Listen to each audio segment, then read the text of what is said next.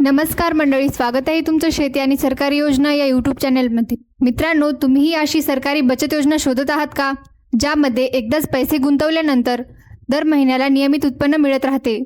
आणि जर तुमच्याकडे 2 लाख रुपयांची रक्कम असेल तर पोस्ट ऑफिसच्या मंथली इन्कम स्कीम म्हणजेच MIS मध्ये गुंतवणूक केल्यास तुम्हाला दर महिन्याला किती पैसे मिळू शकतात, हा प्रश्न तुम्हालाही पडला असेल. आजच्या या व्हिडिओमध्ये आपण अगदी सोप्या भाषेत आणि सविस्तरपणे जाणून घेणार आहोत.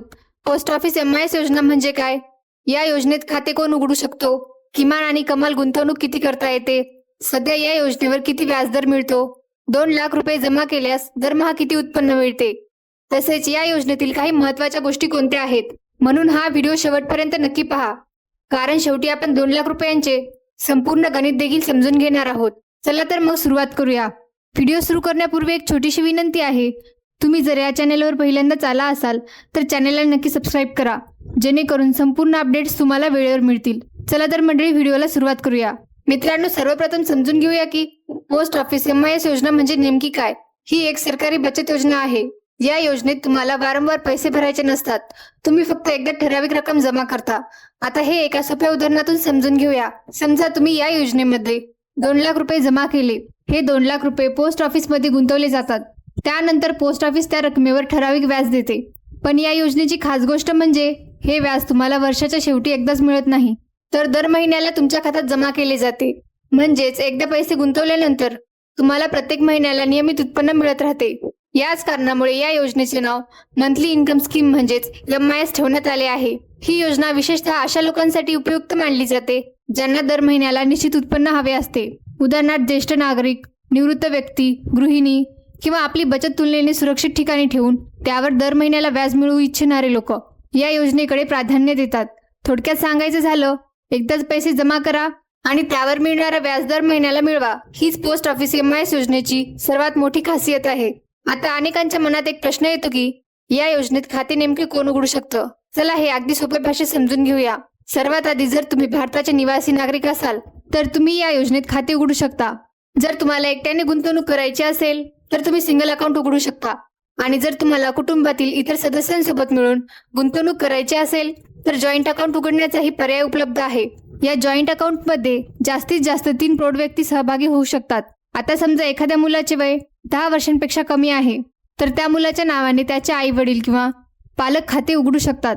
पण जर त्या मुलाचे वय 10 वर्षे किंवा त्यापेक्षा जास्त असेल तर नियमानुसार तो अल्पवयीन स्वतःच्या नावानेही खाते उघडू शकतो. आणखी एक महत्त्वाची गोष्ट लक्षात ठेवा, एक व्यक्ती एकापेक्षा जास्त MIS खाती उघडू शकते. म्हणजेच फक्त एकच खाते उघडण्याची अट नाही, मात्र कितीही खाती उघडली तरी सर्व खात्यांमध्ये मिळून जमा केलेली एकूण रक्कम सरकारने ठरवून दिलेल्या कमाल मर्यादेपेक्षा जास्त असता कामा नये. म्हणून खाते उघडताना ही अट लक्षात ठेवणे खूप महत्त्वाचे आहे. आता पाहूया या योजनेत तुम्ही किमान आणि कमाल किती रक्कम गुंतवू शकता. मित्रांनो, या योजनेत खाते उघडण्यासाठी तुम्हाला मोठ्या रकमेची गरज नाही. फक्त 1000 पासून तुम्ही पोस्ट ऑफिस MIS खाते सुरू करू शकता. मात्र एक गोष्ट लक्षात ठेवा, जमा केली जाणारी रक्कम 1000च्या पटीत असणे आवश्यक आहे. म्हणजे तुम्ही 1000, 2000, 5000, 10000, 50000, 1 लाख किंवा त्यापेक्षा जास्त रक्कम जमा करू शकता. आता कमाल गुंतवणुकीबद्दल बोलायचे झाल्यास, जर तुम्ही सिंगल अकाउंट उघडत असाल म्हणजे एकट्याच्या नावाने खाते असेल तर जास्तीत जास्त 9 लाख रुपयांपर्यंत गुंतवणूक करता येते. तर जॉईंट अकाउंट म्हणजे 2 किंवा 3 जणांनी मिळून खाते उघडले असेल तर कमाल 15 लाख रुपयांपर्यंत गुंतवणूक करण्याची परवानगी आहे. म्हणजे सोप्या भाषेत सांगायचं झाल्यास, एकट्याने गुंतवणूक करणार असाल तर मर्यादा 9 लाख रुपये आहे आणि संयुक्त खात्यामधून गुंतवणूक करणार असाल तर 15 लाखांपर्यंत रक्कम जमा करता येते. त्यामुळे तुम्ही किती रक्कम गुंतवायची हे तुमच्या गरजेनुसार आणि खात्याच्या प्रकारानुसार ठरवू शकता. मित्रांनो, आता सर्वात महत्त्वाचा मुद्दा पाहूया. या योजनेवर सध्या किती व्याज मिळते. सध्या पोस्ट ऑफिसच्या MIS योजनेवर वार्षिक 7.4% व्याजदर दिला जातो. म्हणजे तुम्ही या योजनेतील जी रक्कम कराल त्यावर वर्षाला 7.4% दराने व्याज मिळते. पण इथे एक महत्त्वाची गोष्ट लक्षात ठेवणे गरजेचे आहे. हा व्याजदर कायमस्वरूपी निश्चित नसतो. सरकार वेळोवेळी या योजनेचा व्याजदर कमी किंवा जास्त करू शकते.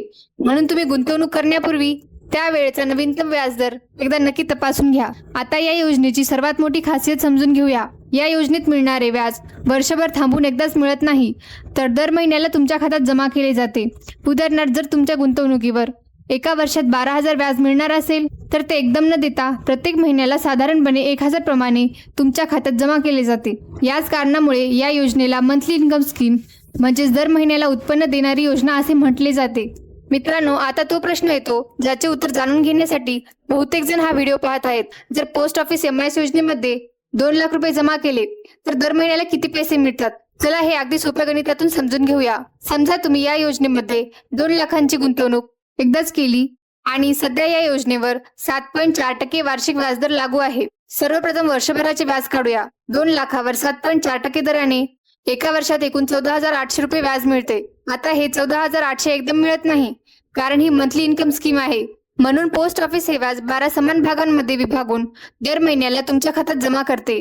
म्हणजे 14,800 ला 12ने भाग दिल्यास दर महिन्याला जवळपास 1,233 रुपये मिळतात. सोप्या भाषेत सांगायचे झाल्यास, जर तुम्ही पोस्ट ऑफिस MIS योजनेत 2 लाख जमा केले तर सध्याच्या 7.4% व्याजदरानुसार तुम्हाला दर महिन्याला अंदाजे 1,233 इतके व्याज मिळू शकते. म्हणजेच एकदाच 2 लाख रुपये गुंतवल्यानंतर प्रत्येक महिन्याला 1,200 पेक्षा जास्त रक्कम नियमितपणे तुमच्या खात्यात येऊ शकते. आणि अशा प्रकारे संपूर्ण वर्षभरात तुम्हाला एकूण सुमारे 14,800 इतके व्याज प्राप्त होऊ शकते. आता तुमच्या मनात आणखी एक प्रश्न येऊ शकतो. जर 2 लाखांऐवजी 5 लाख, 7 लाख किंवा त्यापेक्षा जास्त रक्कम गुंतवली तर काय होईल? याचे उत्तर अगदी सोपे आहे. जितकी जास्त गुंतवणूक तितके जास्त व्याज आणि तितके जास्त मासिक उत्पन्न. म्हणजेच 2 लाखांपेक्षा 5 लाखांची गुंतवणूक केली तर दर महिन्याला मिळणारी रक्कमही त्यानुसार वाढेल. त्याचप्रमाणे 7 लाख किंवा कमाल मर्यादेपर्यंत गुंतवणूक केल्यास मासिक व्याजाची रक्कमही अधिक मिळू शकते. मात्र याचा अर्थ असा नाही की प्रत्येकाने जास्तीत जास्त रक्कमच गुंतवावी. गुंतवणूक करण्यापूर्वी तुमच्या आर्थिक गरजा, तुमच्याकडे उपलब्ध असलेली रक्कम आणि तुमच्यासाठी किती मासिक उत्पन्न आवश्यक आहे याचा नक्की विचार करा. म्हणजे तुमच्या गरजेनुसार योग्य रक्कम निवडूनच या योजनेमध्ये गुंतवणूक करणे अधिक योग्य ठरू शकते. मित्रांनो, आता शेवटी एक अतिशय महत्त्वाची गोष्ट समजून घेऊया. पोस्ट ऑफिस MIS योजनेमध्ये खाते उघडताना तुम्ही फक्त एकदाच पैसे जमा करू शकता. म्हणजे समजा आज तुम्ही या योजनेमध्ये 2 लाख जमा केले तर नंतर 1-2 महिन्यांनी त्याच खात्यात आणखी 50,000 किंवा 1 लाख वाढवता येत नाहीत. या योजनेमध्ये वारंवार पैसे जमा करण्याची सुविधा उपलब्ध नाही. म्हणून खाते उघडण्यापूर्वी तुम्ही नेमकी किती रक्कम गुंतवणार आहात याचा नीट विचार करणे खूप महत्त्वाचे आहे. कारण एकदा रक्कम जमा केल्यानंतर त्याच MIS खात्यात नंतर पुन्हा पैसे जोडण्याची सुविधा नसते. त्यामुळे तुमच्या आर्थिक नियोजनानुसार योग्य रक्कम ठरवूनच या योजनेमध्ये गुंतवणूक करा. मित्रांनो, आजच्या या व्हिडिओमध्ये आपण पोस्ट ऑफिस MIS योजनेची संपूर्ण माहिती अगदी सोप्या भाषेतून समजून घेतली.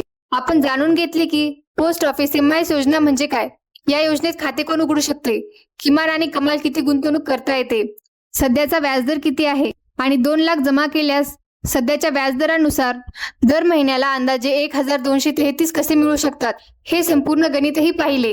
मला आशा आहे की हा व्हिडिओ तुमच्यासाठी नक्कीच उपयुक्त ठरला असेल. जर ही माहिती आवडली असेल तर या व्हिडिओला एक लाईक जरूर करा. आणि अशा सरकारी योजना, पोस्ट ऑफिस योजना, बचत योजना आणि फायनान्सशी संबंधित अचूक माहिती सर्वात आधी मिळवण्यासाठी आमच्या चॅनलला सबस्क्राईब करून बेल आयकॉन नक्की दाबा. आणि जर तुम्हाला शेतीविषयक बातम्या, सरकारी योजना, सरकारी अपडेट्स आणि महत्त्वाची माहिती दररोज थेट तुमच्या मोबाईलवर हवी असेल तर आत्ताच आमच्या व्हॉट्सअप ग्रुपमध्ये नक्की सहभागी व्हा. व्हॉट्सअप ग्रुपची लिंक या व्हिडिओच्या डिस्क्रिप्शनमध्ये दिली आहे. त्या लिंकवर क्लिक करा आणि आजच आमच्या व्हॉट्सअप ग्रुपमध्ये जॉईन व्हा. पाहिल्याबद्दल मनपूर्वक धन्यवाद. भेटूया पुढील नवीन अपडेटसह. जय हिंद, जय महाराष्ट्र.